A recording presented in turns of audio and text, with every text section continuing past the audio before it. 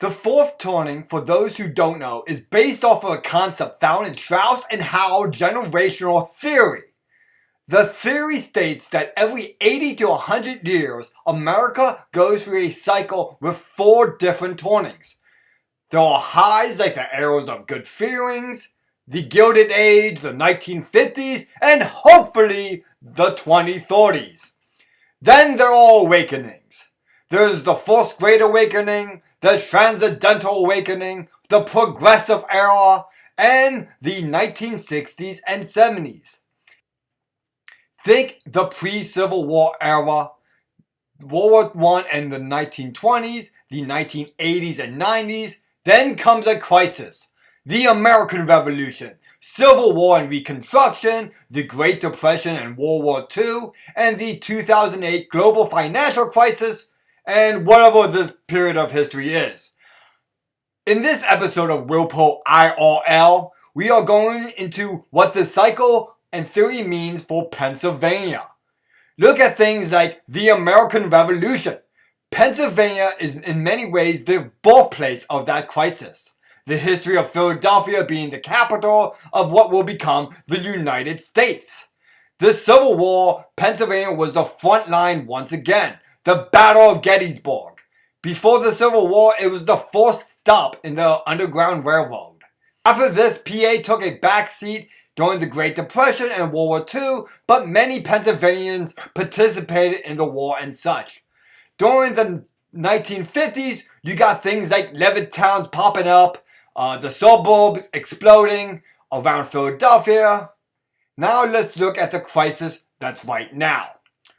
We got the red and blue divide in this country, and we are the most purple state in the Union.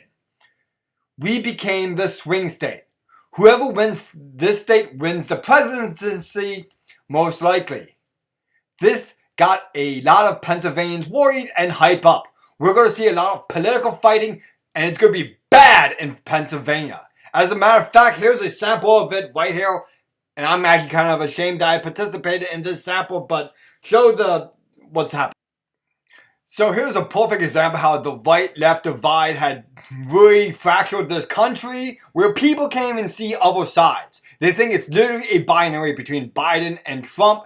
They don't think there's a center in this country anymore, that there's no purple states, that it's all red versus blue. And here's what this guy over here says.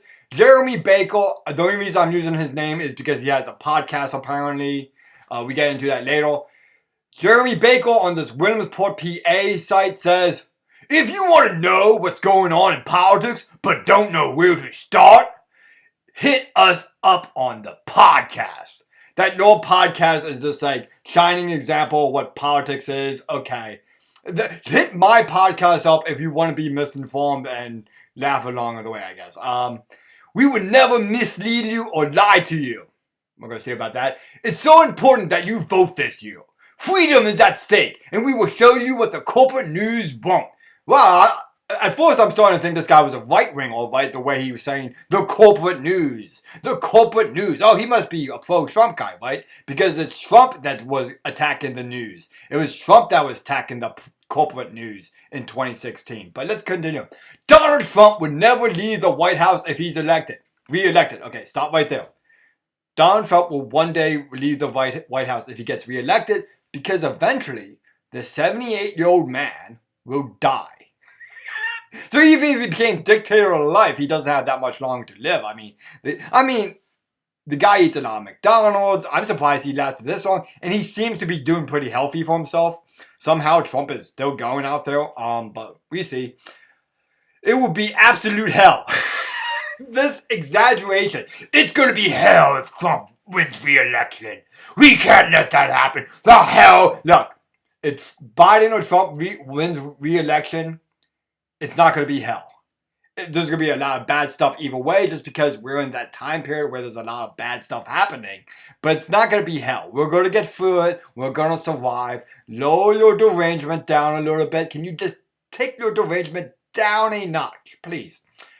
We are talking tanks in the streets. Oh, he's going to become a dictator. He's going to have tanks walking down. Tanks everywhere. Internment camps. Yeah, I remember I used to say this about Barack Obama, that there was going to be these concentration camps. And I was wrong about that. I was more conspiratorial back then. I'm less conspiratorial now. It's just kind of ironic because I got the conspiracy theory guy running for president on my short, but more about that later. Deportations of anyone they can.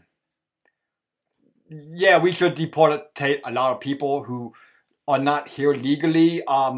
And my big problem with importation of all these immigrants is that they're not fixing their home country, and we should try to help them fix their home country so they don't come here. We should make South America great again, make North America great again, and we should be just one giant, union of South and North America. So I don't hate immigrants. I like immigrants, but reason people come to this country is because this country is apparently the best. I don't know if that's true or not anymore, but anyway, let's go on. Abortion bans. Okay, Trump is pretty moderate on abortion. He's not this like hardcore pro-life guy that people paint him. He's actually kind of weak on the issue, if you ask me. And I think abortion bans will actually be kind of a good thing. Our population will go back up at the very least. So this guy is for killing babies apparently. Being gay or trans will be criminalized. Wasn't Donald Trump like holding the rainbow flag a couple years ago? Like clearly, the Donald Trump is not anti-gay, okay? The guy is probably the most pro-gay Republican. And as far as trans, I think the doctors should be criminalized for being for cutting off these people's private parts and all that stuff. Yes, transgenderism is a medical issue. It's medical malpractice. That is my whole take on transgenderism, is that it's a medical issue and should be treated like that. And if the medicine turns out to be bad, yes, we should outlaw the medicine just like we outlaw lobotomies and such. Let's continue on. And kids will be put in cages. Their words, not ours. You're going to put the kids in cages. Again, there's kids in cages right now, right, on the southern border. Biden's putting kids in cages. Barack Obama put kids in cages. Yeah, Trump put kids in cages too. They're all putting kids in cages. That's not an argument for why we should vote for your guy, dude. Your guy's doing the same thing. This is no way hyperbole. This is total hyperbole. This guy is clearly a hyperbolic guy, like, as we're going to see further down. Democracy and freedom on the ballot. Stop right there. Democracy stinks. I do not like democracy. This is a republic. We have representatives that are democratically elected, but this is not a democracy. Let's stop with democracy is not good. They tried that in ancient Greece, and Greece fell. So, and freedom is on the ballot, and the right is saying the same thing. Freedom's on the ballot. They both act like freedom's on the ballot. If that's the case, then vote third party. Don't be an asshole. This is what pisses me off. Don't be an asshole. If you vote for Trump, you're an asshole. Up with that. Again, this hyperbole, this like macho man, tough guy talk, it's not going to win people over, okay? Let's come together. Let's be peaceful and have a nice debate. No, those days are out the window. Everyone is fighting. Everybody's a little keyboard warrior and podcast warrior like me, apparently. Be on the right side of history. Oh my God. The right side of history argument. I hate this right side of history argument. It's like the dumbest argument. Like, they're assuming they win. That's what the right side of history means. It's we're going to win and you're going to lose. Yeah, so be on our side so you can be on the winning side. I hate to break it to you. Your side's not winning. The Democrat side is not winning this one. It's either going to be Trump or it's going to be Kennedy. And I'm hoping it's Kennedy, personally, but if it's Trump, I don't think it's at the end of the war that these people are claiming, and you can see there's a couple of laughs and angry sign, and I don't know if these people are for, whatever. Of course, my show is better because I try to be funny.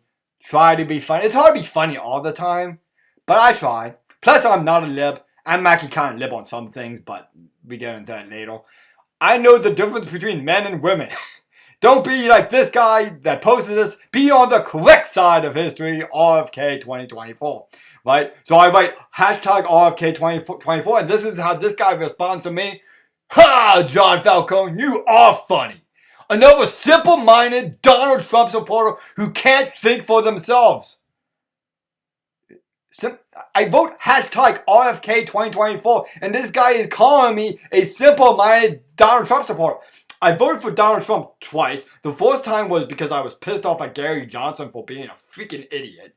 The second time because I thought he'd done an okay job before COVID. COVID, I think he messed up, but he had the Abraham Accords. He has the Fourth Step Act where it help get people on parole. So Donald Trump did some good things. He's also did some bad things, like giving John Bolton a job, which was the stupidest thing. So you can criticize Trump on his positions, but this like whole demonization of Trump supporters is just gotta stop. We can't demonize our political opponents all the time. We can't demonize the Biden supporters. We can't demonize the Trump supporters. And we shouldn't demonize Donald Trump or Joe Biden, okay? I know I called Joe Biden the man Hitler, but that was more of a joke. I wasn't serious. I don't think he's Hitler. Just let you know. But we gotta stop demonizing people, is my opinion. Let's continue on with what he says. If you want to be a bigot and not progress as a country, again, progress is a lie. We're not progressing. We're regressing into the Roman era, apparently. And people always think all change is good, that we're progressing, that we're moving forward. Are we moving forward? Because I don't know. We seem to be sinking as a country. Our culture seems to be declining. And this attack that all Trump supporters are bigots, I don't know. I mean, I'm pretty sure there's some Trump supporters that are bigots, and there are some Biden supporters that are bigots, and there's bigots on our side. And this guy is a bigot. That's why it's ironic. This guy is being bigoted against people for having a political opinion.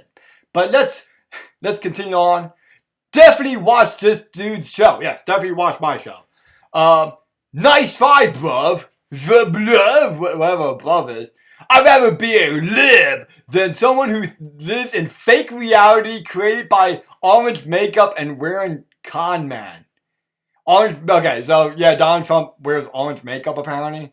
I think that's actually true. He gets some weird spray tan or something, which is kind of weird looking, but fake reality? You think men can become women, dude? You want to talk about fake reality? Oh my god.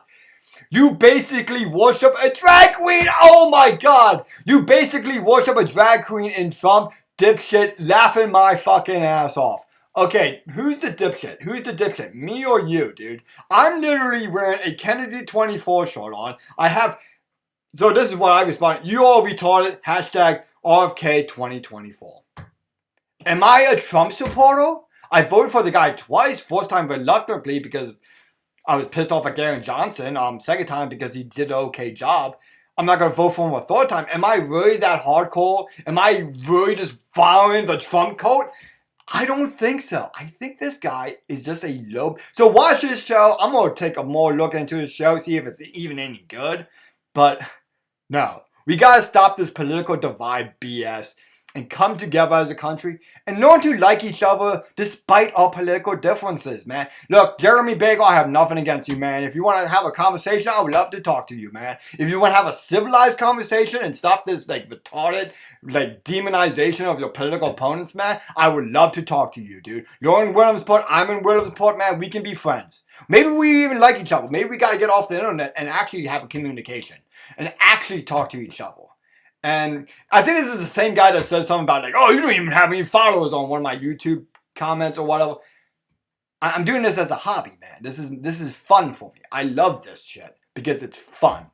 Not because I want to be famous and get 1 million subscribers. It'd be nice, but then again, I'd probably collapse under the fame. So, yeah, I think that might be it for Willpower IRL today. I got other things to do, but let's stop this BS and heal the divide. RFK 24. That's all I'm going to say about this episode. Thank you and watch next time.